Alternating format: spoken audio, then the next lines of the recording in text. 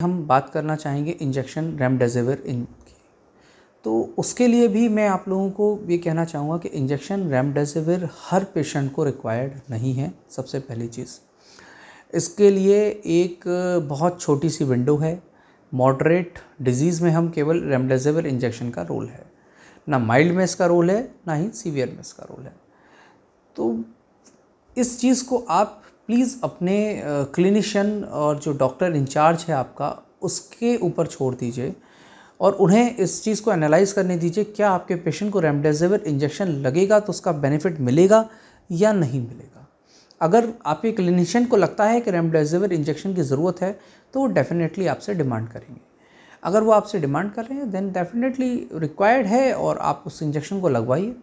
Panic की situation करके जो हम ब्लैक मार्केटिंग करने में लग जाते हैं कि यहाँ से मिले वहाँ से मिले, उसकी वजह से क्या होता है, ये ब्लैक कहाँ से हो रहा है आप सब लोग सब समझदार लोग हैं।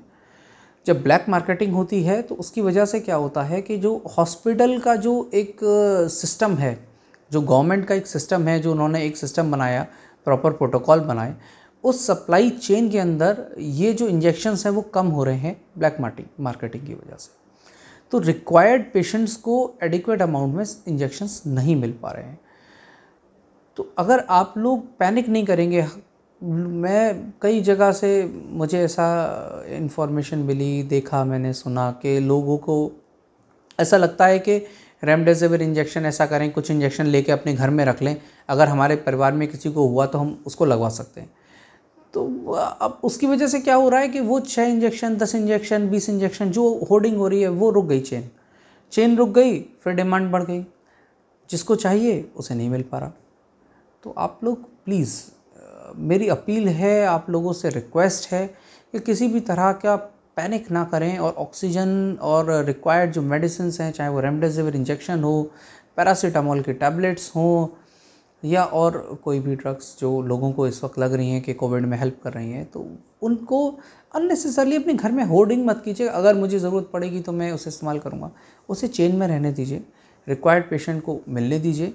जितना लोगों को मिलती चली जाएगी, लोग ठीक होते चले जाएंगे, रिकवरी रेट इम्प्रूव होता चला जाएगा और हॉस्पिटल सिस्टम, गवर्नमेंट का जो सिस्टम है, हमारा जो पूरा देश है, जिस तरह से इस महामारी से लड़ने की कोशिश कर रहा है, उसमें आप लोग भी सहायक बनें। हर एक नागरिक इस लड़ाई का हिस्सा है, कोरोना से लड़ाई का हिस्सा हर एक नागरिक है।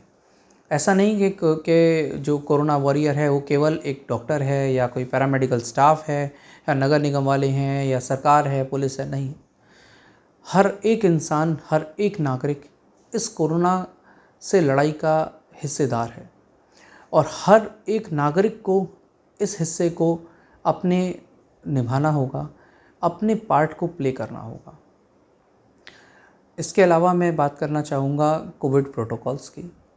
देखिए, अब बीच में सभी लोगों को ये लगने लगा कि अब कोविड ख़त्म हो गया है, तो हम लोगों ने एक ढील सी दे दी और मास्क पहनना और मार्केट्स में जाना, ये सब एकदम शुरू कर दिया, एकदम फुल फ्लैजेड। कई लोगों को ये लगने लगा कि सब बेकार है, मास्क से कुछ नहीं होता, इससे कुछ नहीं होता।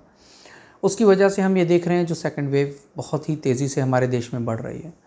इसे रोकने का फिर वही तरीका है, पहले की तरह घर पर रहिए, सुरक्षित रहिए, 2 गज़ दूरी, मास्क है ज़रूरी, हाथ को साफ करिए, सैनिटाइजेशन, मास्क, सोशल डिस्टेंसिंग, कैसे भी कह लीजिए, हिंदी में बोलें, इंग्लिश में बोलें, जैसे समझ सकते हैं उसे समझने की कोशिश कीजिए, पर कोविड प्रोटोकॉल्स को फॉलो करिए।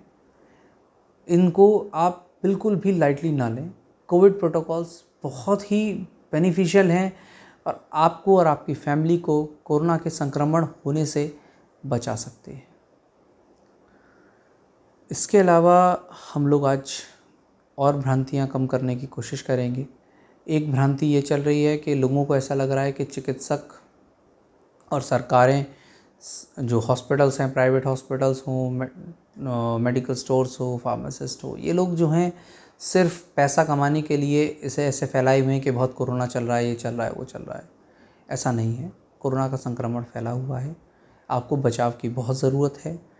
ट्रीटमेंट इसका पॉसिबल है। अर्ली स्टेजेस में अगर आप ट्रीटमेंट लेते हैं तो रिकवरी रेट बहुत अच्छा है, 90% से ऊपर का रिकवरी रेट है। बहुत कम लोगों को ऑक्सीजन की ज़रूरत है, बहुत कम लोगों को आईसीयू या वेंटिलेटर की ज़रूरत पड़ती है। जिन्हें पड़ रही है उनके लिए अगर हम लोग होर्डिंग नहीं करेंगे तो अवेलेबल रिसोर्सेज इतने रहेंगे हमारे देश के अंदर कि हम एक एक नागरिक को बचा सकेंगे। पर कोई भी नागरिक अगर अपना पार्ट प्ले करने से पीछे हटता है तो हम इस जंग को जीतने में बहुत मुश्किल महसूस करेंगे। कोरोना हारेगा, हमारा देश जीतेगा। जय हिंद, जय भारत।